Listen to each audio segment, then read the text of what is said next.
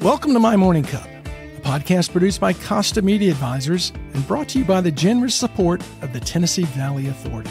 To learn more about TVA's impact on our community, follow TVA on Instagram at TVA and on Twitter X at TVA News.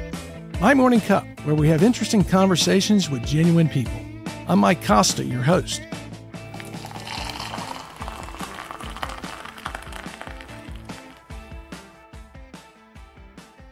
My guest this week is Jay Shaffer. Jay is the market director for Venture South, an early-stage angel investor firm active in Chattanooga's hot entrepreneurial ecosystem. Jay, welcome to My Morning Cup. Before I ask if you can really see more stars at night from an oil rig in the Gulf of Mexico, let's find out. What's in your morning cup? Thanks, Mike. I'm delighted to be here. My morning cup, according to my spouse, is coffee-flavored milk.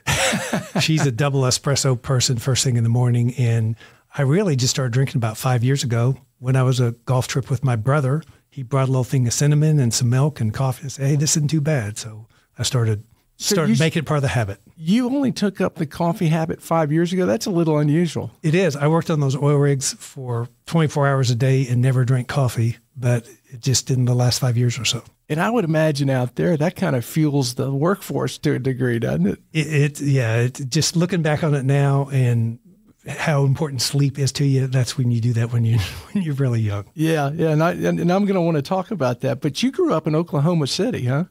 Well, grew older, yes. Grew older? Yeah. Growing up's a different definition. That's right. We grow old, but we don't have to grow up. Yeah, so tell me a little bit about those early years at Oklahoma City and going to high school. What kind of things were you active in? Well, I'm a middle child. I was the middle child of five. I have brothers, and we were really close in age, so we had our own little, did a lot of things all together. So, yeah, what kind of things? Oh, football, basketball, all kinds of sports, and just, you know how brothers are. Yeah. We're competitive. We get every combination of 2-on-1 when we're together. I'm the middle of seven, so wow. I can identify with that.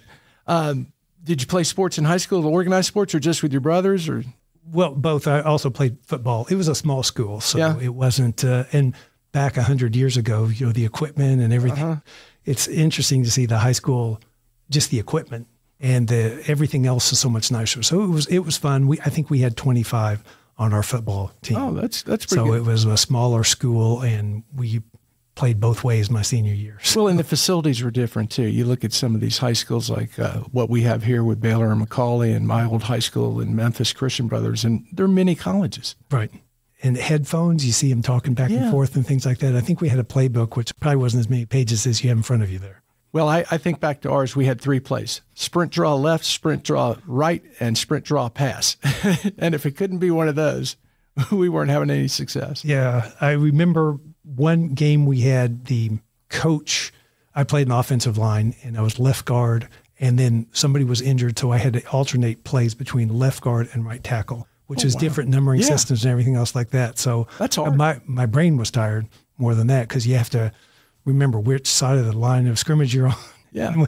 Is it even or odd number, or which way the play is going to go? See, that proves you're a smart guy. If you can do that and get through a game, you're a pretty smart guy. Well, I was really tired at the end of that game, I remember. So I said, keep me on the same side of the line. I'd have less work to do. So growing up, did you have any high school jobs?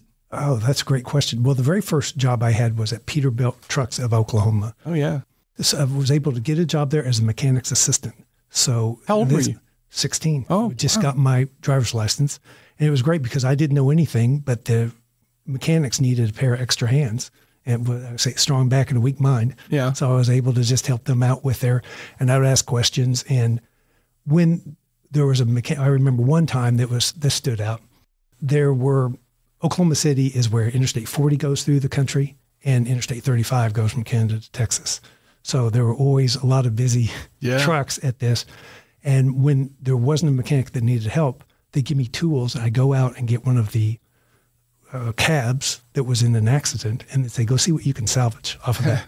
So I had pneumatic tools and toolbox, and I would just lay out the things I was able to, a steering wheel or something like that, and see if they could use them for something else. Cannibalizing off the other things. Correct. They were there. They would see if there was any things that could be reused safely on another job. I just drove back and forth to Memphis on Highway 72, which goes across North Alabama and North Mississippi. And about every 5 miles, there's that 5 acres of nothing but junk cars.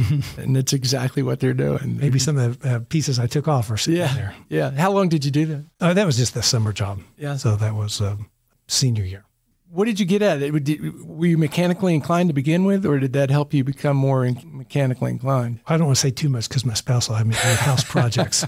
But if the tools are there in front of me, I understand how to do it. I can take things apart, put things back together. But if it's like design something, like we were talking earlier about design something from scratch, that's not me. I'm not the one to build something from scratch. But if you want me to fix something, I can probably do it if I have the right tools. And what were your aspirations as a kid? As you're growing up in Oklahoma City and you're playing sports with your brothers, was it like all of us to be a baseball player or a football player? Or did you have any idea? Well, my brothers and I used to pretend we were Oklahoma football players and put the towels in our shirts to simulate shoulder pads and things. But that's what we do, and it's hard. We're having this conversation now, but every college football game didn't used to be televised. No. And so we would listen to them on the radio. And during halftime, we'd go out in the front yard. If the team was behind, we'd pretend we were making the plays when we were little kids to, this player, I'm going to throw a touchdown pass or tackle this person. But that was about, we didn't have much ambition at that time. I guess we just wanted to, that was part of the thing, just like people follow college sports. Right. And you decided to leave Oklahoma City to go to school at Washington and Lee. What brought that about? Well, I wasn't sure. I knew college would be a great opportunity. I didn't really think about college too much until after football season. So that's November, December. I had 2 teachers at the school that I went to that had gone to Washington and Lee, and I didn't know much about it. I remember my father saying, if you do the logistics, then we'll pay for your trip to go. And I went to look at 2 schools, but I can't remember how we did. I think I got yellow paper and you call yellow pad and you call an 800 number and you write things down. And I just can't remember how I did it, but somehow I figured out how to get from Oklahoma City to Lexington, Virginia on my own. And I went up there to visit, and Oklahoma's pretty flat. Yeah. And Lexington, Virginia is in the Shenandoah Mountains, and it was just a beautiful spot and just fell in love with it. Yeah, I bet I-40 helped you out with that a little bit too, didn't it? Yeah, you turn left on I-40, then go to Knoxville and 81, and then you're there. So I think it was 1,200 miles with no stoplights. And when you went to Washington and Lee, what was your focus? What did you want to come out? What kind of degree did you want to come out with? I wasn't sure. I knew it was a great opportunity. I wanted to go to a small school and experience lots of things. So my first year, I took science, which I enjoyed, and other classes that I didn't know anything about, like sociology, philosophy. And then over time, I realized that I liked the science more. And so that's what I gravitated. They had a degree called interdepartmental science. And that just meant you could take all the science courses that you wanted to, as long as there were certain ones of 200 level and 300 level. Did you have a particular focus? So I was technically a chemistry major. But to be a chemistry major, you had to take all of these courses where it felt to me like you're putting the 6th decimal point on some experiment, and that didn't really appeal to me. So instead, I took biology and geology and lots of physics courses. So I was able to just broaden my base of knowledge at the time. So when you get out, I see you got a job with Schlumberger. Schlumberger. I was working on that, but I got it wrong. Well, now they changed it to SLB just in the last few years. That was probably smart. 2 Schlumberger brothers in France created the industry of lowering electric tools into an oil well to make measurements to tell what's below. In the oil business, nobody knows what happens 6 feet below the ground. And that's how you end up on an oil rig in the Gulf of Mexico. Well, I was trying to figure out what I want to do. I graduated with my interdepartmental science degree, and it was an oil boom. I knew some people in the oil business from Oklahoma City. I was offered this opportunity to go to Lafayette, Louisiana with Schlumberger. And that was an opportunity. Lafayette, Louisiana. Well, compared to Morgan City or Houma or some of the other places, yes. So it was a great, I was 21 years old. It was a great opportunity to learn. So you're 21 and you're going out to work on the oil rigs. Are you having to get on that helicopter and be flown out there? That was part of it. It depends. The very first job, I remember my first day, they put me up at a hotel near the shop, and it's about 10 o'clock. So I say, okay, well, there's no jobs today, so I'll go to sleep. About 10:30, the phone rings and said, meet us at 4:00 at the shop.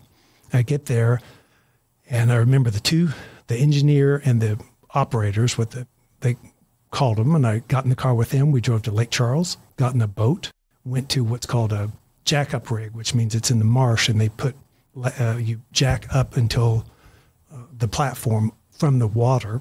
And Schlumberger had its barge right next to that. And they said, we're not going to start for a little while. Why don't you go in there and lay down for a little bit? We're not sure when the job's going to start. So I wake up, and sunrise, we're in the swamp, and there's alligators all around our location. And Drew Lopez, I'll never forget, he looks at me and he says, you went to college for this, right? And the other thing that he said was later on that trip, and this is what they do to all the rookies, is I was walking around or looking over the rail or something at all the alligators, and he sneaks up behind me and clamps around my ankle. And I probably jumped 3 feet in the air. Oh, I bet you did. And he said, oh, yeah, I got you. So at what point do you say to yourself, we're not in Oklahoma City anymore? No, we're not, but there are oil wells in Oklahoma. Yeah. It's just a different location. There's just not the marsh. But what's interesting is when you drill a well in the ground, and there's hundreds of thousands of wells that have been drilled in the United States, it's a whole process. And they try and do it as simply and safely and inexpensively as they can. And at certain times during the process, Schlumberger has, just think of it as a big, long extension cord, and you plug a tool in on the end of it, and you can make measurements to see whether there's salt water, oil, and things like that. And then I worked in what's called completion services. So once they've identified a commercially available reservoir, they put pipe in there, they cement the pipe in place, which is, we have another podcast talking about oil well techniques. But anyway, when you get ready to complete the well, you lower a perforation gun to the exact spot, and then pull the trigger. So that was fun. Looking back on that particular job, what did that teach you? What did you take from that really benefited you in your later career? That's a great question. Well, one of the things is when you're out on the oil rig in the Gulf of Mexico, that's all you got. So you take 2 of everything because one of them is going to break. Yeah. And you prepare ahead of time. So lots of times with the crews, and again, it's so hard to think back on it now when we didn't have email and cell phones and all the rest of this. We had a piece of paper that drive to this location and get on this boat or this helicopter. That's about all the instruction you had. So I carried a little briefcase with lots of backups. So if everybody knows what alligator clips, I'm looking at Madison's board here. She has things that plug in, but there's some, they call them alligator clips because something's going to break and you clip here and you clip here and you still can do the job, even though something's shorted out in between there. So you just got to figure it out on your own. To a great degree, taught you to address those challenges and just figure it out. Yeah, you got to play the cards that you're dealt. I read something you said that really struck me about your time on the oil rig. You said you were out on the oil rig, and it dawned on me that while I was out there on the rig at 4 a.m., the finance guys were at home asleep. Well, there got to a point after 3 years or so where you either learn more and more about how the tools work or learn about how the business works. Mm-hmm. And so at Schlumberger, I would stay and learn more about their particular part of the business. And I wanted to learn more about overall how things, a broader view of the oil business and business in general. Yeah, so it opened you up to learning how everything, not the physical fit together, but how the business fit together. Mm-hmm. So when you realized that, gosh, you know what, I'm out here at 4 a.m. and working hard, is that when you decided I'm going to go get my MBA? Well, I wasn't sure exactly. I knew I wanted to get some experience. In about the 3-year time frame, I said, this would, like a lot of people at that time, how the MBA worked is it was a way to pivot, I guess we would say, to change careers. So I got some experience, and business school, I'm not sure if it's the same now, but at the time we used to say it was enhanced common sense. Didn't learn anything in business school that you couldn't figure out if you're probably doing it yourself. It would take you a lot longer. You'd have a lot more trial and error, but you do case studies and you learn ways that people have. Success leaves footprints. You learn from other successful businesses or failures, and so you can learn to avoid some of those pitfalls. So you went to North Carolina, got your MBA, took that time to do that. What do you do when you get out? When you finally have that? Well, when I went to New York and I figured I was interested in finance, and a lot of my classmates went to New York, and I figured that would be a great opportunity. And I was in the right place at the right time. Manufacturers Hanover was the fourth largest bank in the country at the time, and they were breaking out. Remember, there was an energy boom, and they broke out a separate group as energy, and they were looking for people with industry experience. Right, so you fit the bill. So I was able to get a slot in the energy group at Manufacturers Hanover. And what would that do? What did the group do? Oh, the group did lending to oil companies, and it was broken up into smaller companies, production companies, and also some of the bigger ones, Exxon, Texaco. Texaco and Pennzoil were both customers at the time. That's a topic for a different. That had to be an advantage to have that oil rig experience when you're talking to some of these oil industry guys, whether they had the experience or not. But that's such an integral part of what they do. It helps you understand the business when you're loaning money to the companies. When I came out of the training, I was put into the work with the bigger companies. So it wasn't as much project based as when I was before the training program. I worked on some project based. And on that, you had a chance to do more look at the economics of a well or a field or something like that to say, is this a good investment? But basically what you try and do, trying to figure out what the value of the resources under the ground are and divide by 2. And that's the maximum amount that you would lend. Why divide by 2? Because there's so much uncertainty. So you'd come up with, for sake of discussion, $100 million value, but we'll lend you $50 million. Up to that amount. So just anything that you use as collateral, you rarely get the full amount of the collateral. They take some amount less. And in the oil business, they'd say it's 50. If it's 100, if it's worth 100 in the ground, we'll lend you up to 50. That makes against sense. Those reserves. How long did you do that? For 2 years. And then what was next? I worked the story for that was there was a slowdown in the second year, and I was trying to do some additional research because the lending was drying up, and I was trying to figure out oil prices and the number of rigs in the Gulf and things like that. And again, this is 40 years ago now, I guess. There were, in pre-internet days, this information was published in the Wall Street Journal. So I went to the library at the Wall Street. You got a stack of Wall Street journals, and I could get every other one and plug them into a yellow legal pad, write them down, and then go put them into a spreadsheet. And I had a friend that said, I got a buddy at Standard & Poor's, and that's part of their business. And so I said, well, let me hear more about this because I'm spending hours just trying to collect this data. Yeah. And the part of Standard & Poor's, and again, this is pre-internet days, you could dial up a number, do acoustic coupling, and Madison, you'll know what this is. It makes a noise like a modem. If you know what a modem is, you plug it into the side and you could download data into a spreadsheet on your PC. So this was cutting edge. That really was. And so that's where I went from at the bank, and the bank didn't have these Standard & Poor's subscriptions to get this information, at least the part of the bank I was in. So I said, hey, I use this information, so now I can go sell it to other organizations. I don't know if enough people who do things like that on their own, because I'm assuming you weren't doing that thinking, oh, this will get me a job with Standard & Poor's. You just happened to be doing it. And right. Talked to someone, met someone who said, you're doing exactly what Standard & Poor's does. You can hit a button and download this information into your Lotus spreadsheet. That was cutting edge. Lotus spreadsheet, my goodness. Yeah. So that was 1986 to to the 90s when I worked at, early 90s when I worked at Standard & Poor's. But they had databases online, and online meant you call up through a modem and connect, not like the internet or the phone that we have now. So I thought that was so I worked from commercial lending to working with companies on their information. On the information. And back to kind of the point of, you weren't doing this because anyone directed you to do it. You were trying to get more knowledge for your job, and it happened to turn into another job. Pretty opportunistic in that way. I just saw this would be a good opportunity for me since I was a user and I could help other people understand how this could work. Yeah, makes sense. How long were you with Standard & Poor's? I was with them for about four and a half years. Then next stop, you're going out west, huh? Well, I was able to get a transfer to California with Standard & Poor's about the time that Hope Flammer was able to get into business school. So we were fortunate in that way to coordinate. Oh, that works out well. And what did you do? How long were you with Standard out in? About a year or so. And one of the companies that came through I became aware of at Standard & Poor's, I think they were looking for some information, and we're trying to see, it was Sun Microsystems. And somebody from Standard & Poor's had already gone to work at Sun. And they said, hey, there's some opportunities here. And so I went to work at Sun Microsystems, which was a computer hardware manufacturer. And at the time, they were the earliest company to get to $1 billion in sales or something like that, which these tech companies that keeps eclipsing, I think OpenAI set the new standard for that.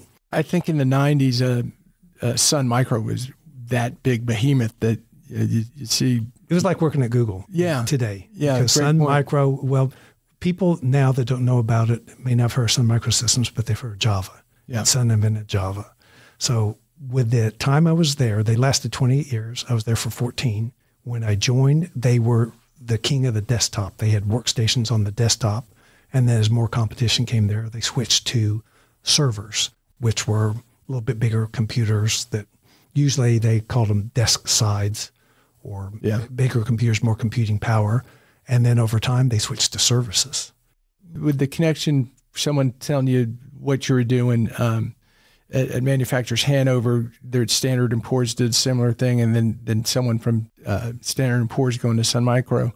How important were those relationships to building your career? Well, I was fortunate that someone let me know that Manufacturers Hanover was starting an energy group. Yeah. So a colleague from undergraduate. And then when somebody at Manufacturers Hanover, I can't remember her, they saw me with all the yellow pads with the scribbled oil prices and rig counts on them. And I said I'd spent hours in the library collecting this. I got a buddy at Standard & Poor's, that's what they do. And then I knew somebody else at Sun Micro. So yes, luck plays a big factor in everything. Yeah. And just not necessarily knowing the right people, but being in the right place and having those connections with them too. Right. Well, there's one of the things when I talk to founders, there's a great movie about surfers. I think it's Laird Hamilton is his name. And he says, what do you do? He says, I paddle. That's what I do. I spend the majority of my time paddling. And he tries to identify when a big wave comes. But even if a big wave comes, you still have to know what to do when the big waves come. Yeah. So I think that's a lesson for... And sometimes you got to wait on that big wave too. Yep. But you got to be in the right position. You have to be in the right position, and you have to know what to do when it comes. So you're out in the West Coast. How do you get back to Atlanta?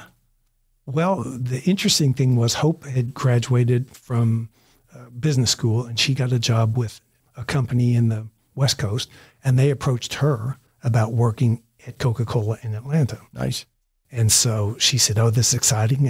Let's go see. We'd been in the Bay Area for 5 years, and it's a beautiful place. It's a little harder to live, and it's expensive. And we said, well, let's go look at Atlanta. So I went to my boss at the time at Sun and said, this is confidential. My spouse has been approached by her company about a position in Atlanta. Do you know anybody in the Sun office in Atlanta or somebody else at a partner that I might be able to talk to? He said, listen, they just took these jobs similar to what you do now that were centralized in headquarters, and they're moving them out to the field. There's a job that you're qualified for in Atlanta right now. And so they had already started the interview process, but I was able to fly out and had an interview, and I was offered the position in the Atlanta office. So you had a good enough relationship with your boss to be able to go and say, look, I want to move out of here. Can you help me? Well, if Hope wanted to take that job, I would be prepared in case that was an opportunity. So I just said, I think I did have a good enough relationship with the boss to say, hey, this is something that's come up. I don't want to sneak around. Right. If this opportunity materializes, I'd like to be in a good position to see what opportunities there may be.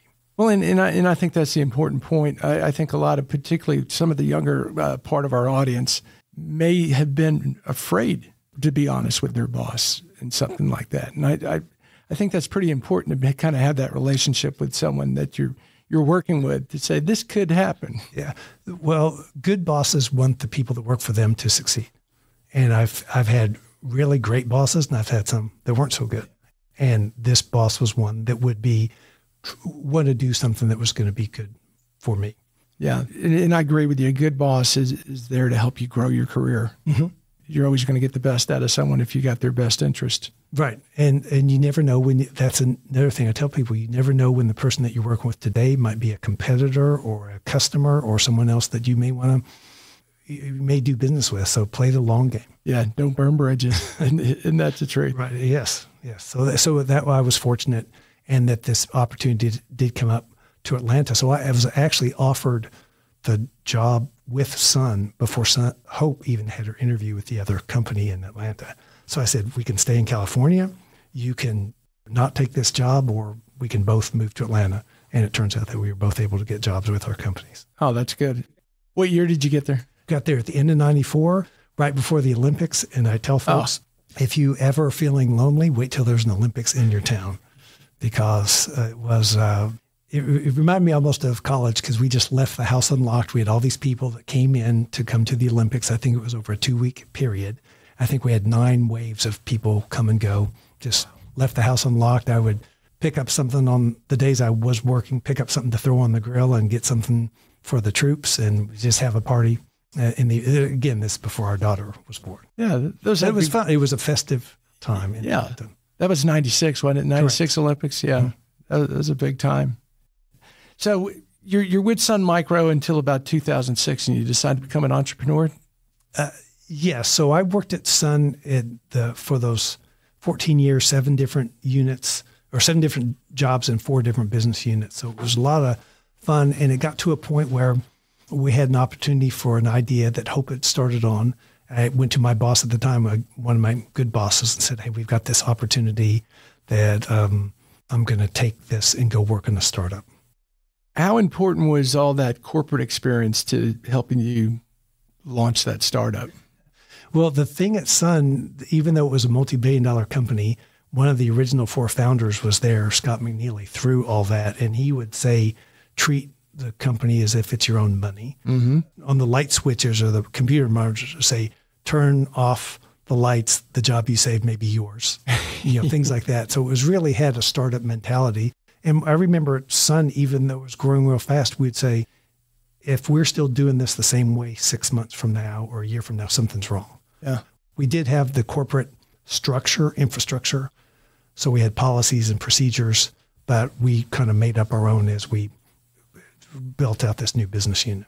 And what was the business idea that you guys decided to launch? So we had the idea for, we called it Voice Quilt. It was a customizable music box. So the problem we were solving is, what's the present that you get for somebody that doesn't really need anything, that just wants connection? So imagine your mother or grandfather on their birthday. They don't need a card or something like that. But what if the site we developed is you send an invitation out to anybody with a phone anywhere in the world that you customize. Hey, it's grandma's birthday. Please record a message. The middle was web-enabled voicemail. So all the messages come in. You could label them. You could put them in order. You could upload your music to this voice quilt. And then you could check out select a keepsake box. So imagine your mother on her birthday lifting the lid of a keepsake box that had messages from all her family and friends. Oh, how cool. So it was a really great gift. We built a good you could also share online, but at the time, it was really Facebook and Twitter. That's where people could share the voices if they didn't want to buy a keepsake box. But we built a great product. It's just really hard to get customers. Yeah, that's the challenge. How long did that go? Well, we went from 2006 till about 2012. So it took a while to get ramped up. And then, as I'm sure, I remember Cam was here from Brickyard. They've talked about the trough of sorrow. We've kind of been there for a while where we had customers. It just kept harder and harder to grow. And that's one reason we realized people like recurring revenue, because these were gifts. So at the end of the month, one-time gift, and once that shipped, then the next month you have to start all over again and bring in customers. So it's nice to have recurring revenue as a founder and an investor. Was that one of the big takeaways for you? That was one of the ones as well. By the time we closed, we had about a third of our business coming from referrals, which was good. Mm-hmm. We had a place on the website where people could have referrals, but some of those were 2 and 3 years out. So even though it was an interesting dilemma, it was a great gift. It was just hard to hit the price point to make it something that was impulse. And the iPhone came out during that time too. So that was a little bit, it made it easier for people to record messages they could also share. But there was a lot of great lessons that we learned. So Did you sell it or just shut it down? Or what we did was we announced that we were going to close out, and because the thing about hardware is, you got inventory and all these other things, and we designed a little playback device and things like that. So we gave people notice that we were going to continue to take orders up until a certain date, and we would continue to fulfill them until another date, and we wound it down at the end of the year. What did you do after that?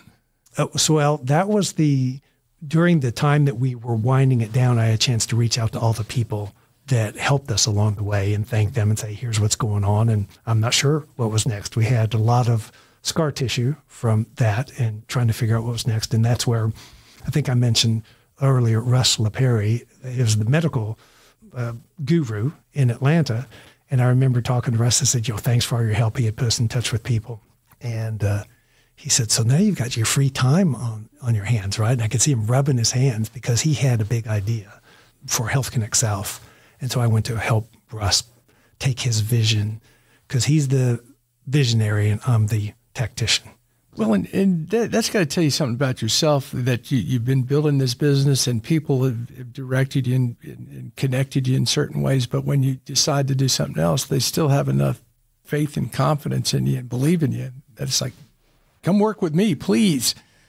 Well, I guess in the startup world, that's part of what you have to do is just put yourself out there. And one of the things I recommend for the people who do work in startups is take the opportunity to test drive. That's not employees and benefits and all the rest kind of stuff. Make sure it's a good fit. What do you mean by that? I'm not sure. So Russ was still in the process of formulating this idea. So when I say I went to work for him, I was like going to help him put this idea. There wasn't a salary involved in the first, until we figured out how we were going to make this work, and there would be ticket sales for the big event at the year and also sponsorships. So for a few months, it was just, let's get together and see how we're going to solve the problem. What we mentioned in Atlanta is there's so many medical resources and assets in Atlanta that nobody knows who they are. And they're all siloed. He said, let's get the top of each silo together and then see what happens. And so I said, you could have a daily newsletter, weekly newsletter, monthly meetings. There's different ways to structure this. And he said, well, let's do something like an annual conference. And so we put together and had speakers and planned out for months how this event was going to take place. But we also had an event app in places throughout the first one was at the Woodruff Auditorium in Atlanta. We put different boards around there and we just said, tell us what you do, don't assume we know, and then tell us what you need. And then we collected all that information and published it so that people could make connections in Atlanta. Like we said, one of the things Russ would always say is people would drive by 10 people they could do business with in Atlanta on the way to the airport to go meet with somebody else. So let's see what we got. There are 2 medical schools in Atlanta. There's lots of opportunities, and it's becoming a health tech center as well. Well, and I've always found that interesting. Unfortunately, when anyone's diagnosed with cancer or something like that, they're headed to MD Anderson and they're headed to Minneapolis. And the reality is there's a lot of resources right around us that we just take for granted or don't know about. Right. Well, part of it's just don't know. Yeah. So part of it was just to show up and let people know what you do. And there's also a big organization in Atlanta called CARE. And I remember the CEO stood up and said, listen, in an emergency, that's not the time when you should be exchanging business cards. You should know those people ahead of time and make the connection so that when something does come up, then you'll be able to go to work on what the emergency is, not introduce yourself. It seems a lot of your career, Jay, has been about those connections. Well, I'm not sure how else you do it. I guess it's interesting. I listened to a podcast recently. I mentioned that I'm influenced by the podcast I hear. And there was a Tim Ferriss guest, and she said that people either fall into 2 camps. They talk to think or think to talk.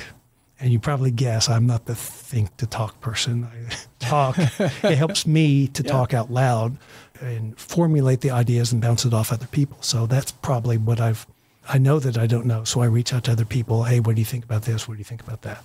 So if that's what you mean by connection. Yeah, absolutely. It seems you feed off that information and drawing it out of people.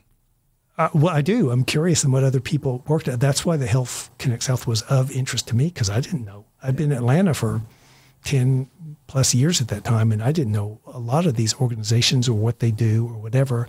And if we can let people who are neighbors that do something similar, introduce them, that's got to be better for the community. And this, how long does that go? And because I want to get you to Chattanooga, sure, and angel investing. Yeah, so Health Connect South is still going on. So Russ is one of the startups that's still going, and I think this will be the 11th year. It's in September. HealthConnectSouth.com. Go check it out if you're in the medical space. So let's see, from Health Connect South, and I worked in a couple other startups, and then after the end of the fourth startup, it was the fall of 2019, and I was trying to figure out what I want to do when I grow up. And I knew some folks who had been Atlanta Tech Angels. They had been advisors to the startups I worked at. I went to a few meetings. In November 2019, I decided to switch to the other side of the table and become an angel investor. And Atlanta Tech Angels, they had opening on the board. And I said, I'll join the board. Where do you need the most help? And they said, screening startups. I said, I already know a bunch of founders. Mm-hmm. So let me talk with the founders I know, and I'll start talking to investors and see if we can find companies where they are in the fundraising process, how that works, and what set expectations for founders and also set expectations for investors. So that's November 2019, did that for a few months, and then everybody remembers what happened in March of 2020. They blow the whistle and set everybody out of the pool. That's a good way of putting it. Yeah, and so we were working from home on Zoom. And so I started talking to founders and investors on Zoom, and after doing that for a while, my spouse and I realized that we didn't need to be in Atlanta. We'd been there for 20 years. Our daughter had gone to college on the West Coast, and we like Atlanta. We just said maybe there's some other place. We had investigated a few places before COVID hit, and we came up to Chattanooga, and we'd visited here before, but we never thought about living here, and we decided to move up. A question about talking to startups and investors. What does that conversation look like? What are you trying to ascertain? What's the positioning? So when I first meet a founder, one of the first questions I ask them is, what is the problem that you're solving? Mm-hmm. And see if they can crystallize that.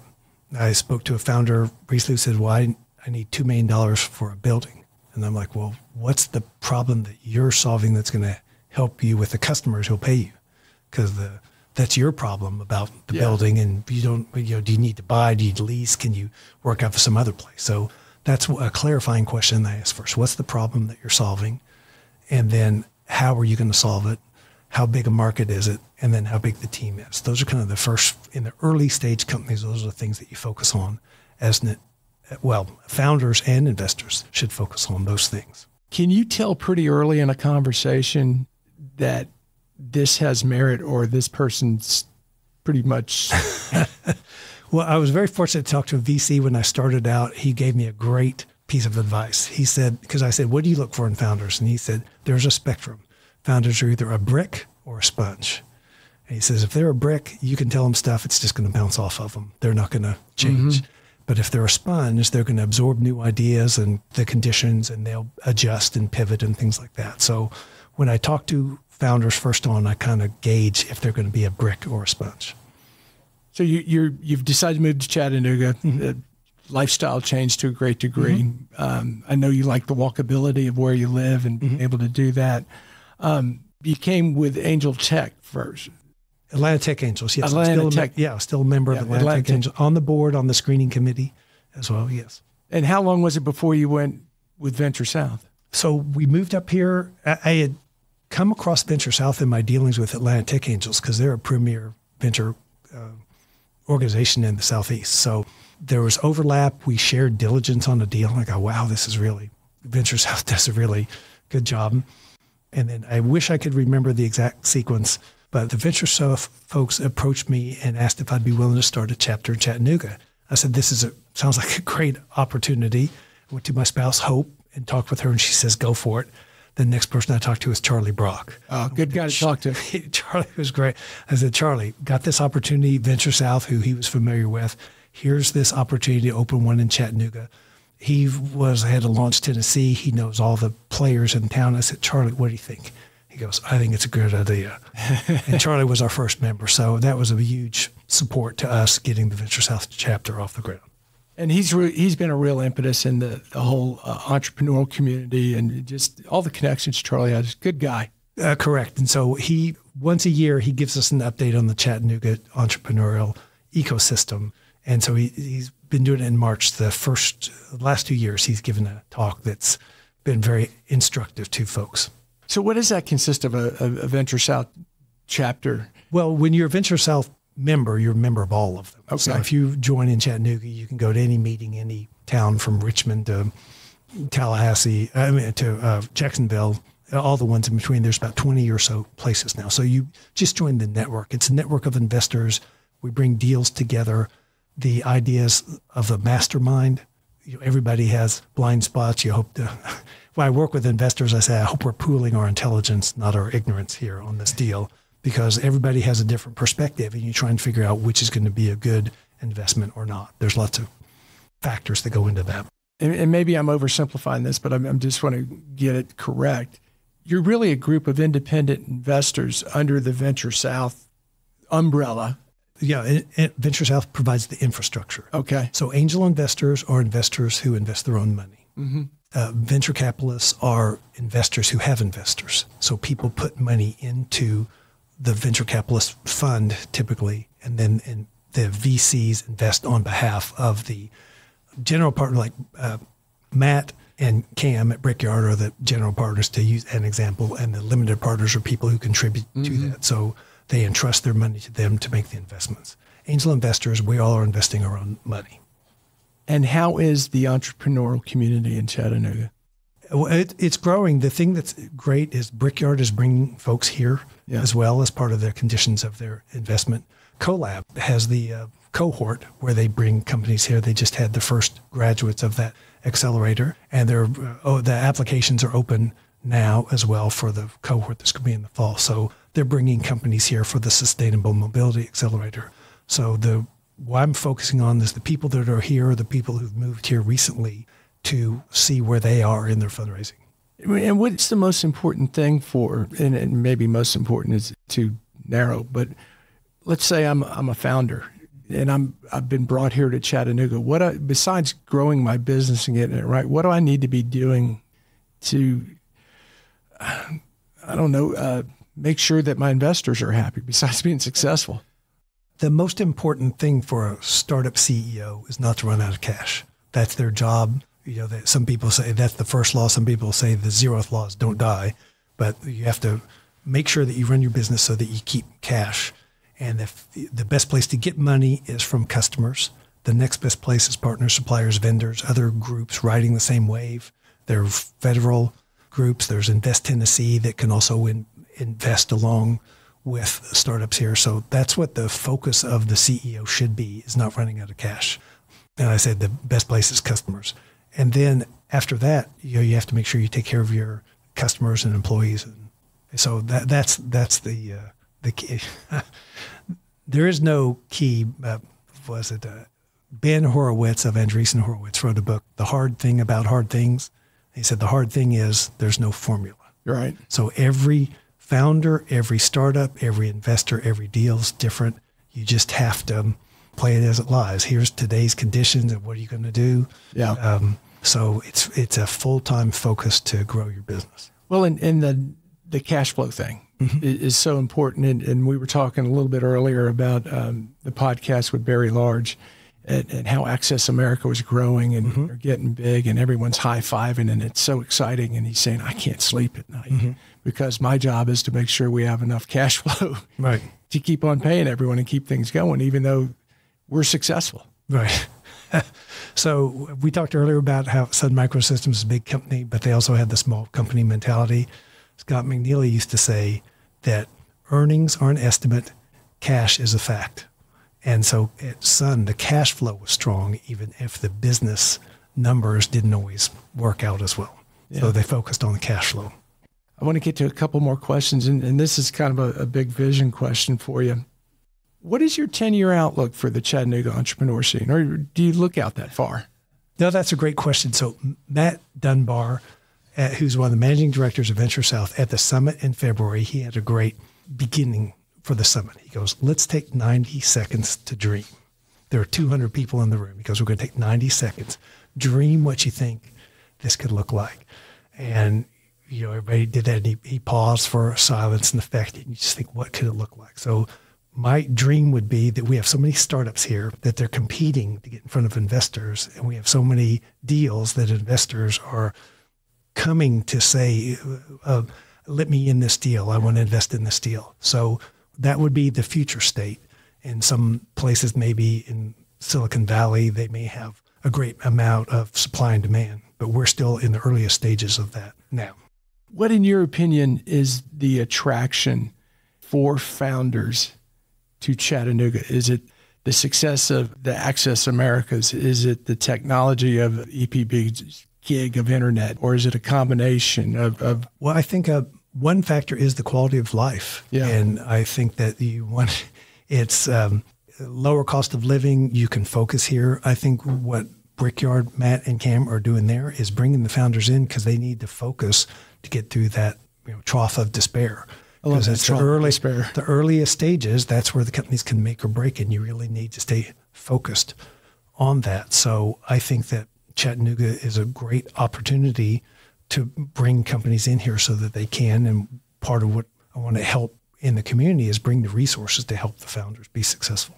Well, in founding or starting a business, and I know what they're doing at Brickyard, it's a 24/7 thing. Mm-hmm. And the point of quality of life and cost of living, I think, is probably a big factor in that. When you do get a little bit of time off, it's nice that you can be on a mountain trail pretty quickly, or not that they're doing that a lot, but cost of living is pretty important too. Well, it's interesting. There are some VC firms that are focusing on the founder mental health. Mm-hmm. That if you burn out too quickly, then that's not good for anybody. So that the balance is not. It's more make sure that you take time off and set aside time so that you don't burn out. It's one of Stephen Covey's 7 Mm-hmm. habits of highly effective people. You need to take time to sharpen your saw. So there's a VC firm that I met with some folks there recently, and they invest money in a company and then they invest a little bit more, not in the business, but in the founder so that they can do things to make sure that they are stay mentally healthy. Yeah, I would imagine that's a pretty big factor that someone in your position probably has to have those discussions with founders at some point to learn balance. Mm-hmm. Well, yeah, you need to make sure that you take care of the emergencies, but you also need to take the time to take care of yourself. Yeah. So when Hope and I were working in the business together, we had a rule that at 9 p.m., assuming nothing was on fire, no work talk after 9 p.m. There were many times where I get a voicemail at 8:55 that I listen to the next morning, or an email that she sent that night. But you need to get a good night's sleep. Otherwise, you're just going to get further behind. Yeah. So I think that the trough of despair is important. I think that's why part of Brickyard's strategy, with the gym and the cold plunge and the steam, so you get a chance to break and revitalize yourself so that you can go back to the battle. Reboot, for lack of a better term. Correct. Yes. Before I get to my last question, I do want to remind our listeners who makes all of this possible, and it's a huge thank you to the Tennessee Valley Authority for sponsoring My Morning Cup. You can follow TVA on social media to learn more about its multifaceted mission of service, and visit TVA.com/do good here to explore exciting TVA career opportunities. All right, my standard last question, Jay, and give you a second to think about it. What do you tell that 25-year-old Jay Shaffer is important for a happy life? Let's see, happy life. Yeah, happy life. Well, I'm a big fan of I learn by doing. So if I was going to tell myself at 25, I feel very fortunate with opportunities I have had, and I wouldn't want to change any of those. But there are times where I said, go ahead when you're 20, take that chance, pursue that opportunity. You can always say no, but just don't sit on your sidelines and wait for something else to happen. Just do it. Yeah, that's what I'd say to my 25-year-old self. We've had a couple people answer it similarly, and to the point, you're 25. You could fail and get back up on the bike. Mm-hmm. I do like something else you said, you learn from doing. Mm-hmm. And I think back to your 16-year-old self, mm-hmm. going to work as a mechanic's assistant. Mm-hmm. You learned from doing it. Right. And the same thing, technology changes so fast, and that's why you just have to learn by doing. Keeping up is an important part of this, and so that's why I am fascinated by the changes in technology and the opportunities that come, and so I enjoy working with the founders and the other investors here, and looking forward to working more with the people here in the Chattanooga community. Well, and Jay, if someone wants to get in touch with you, whether they have a startup or an idea or maybe an investor, how would they get in touch with you? You can just send an email to jay@venturesouth.vc. Well, I tell you, Jay, we're lucky to have you in Chattanooga. I've enjoyed getting to know you, and I really appreciate you coming and talking today. Yeah, well, thanks for the opportunity, Mike. I appreciate it.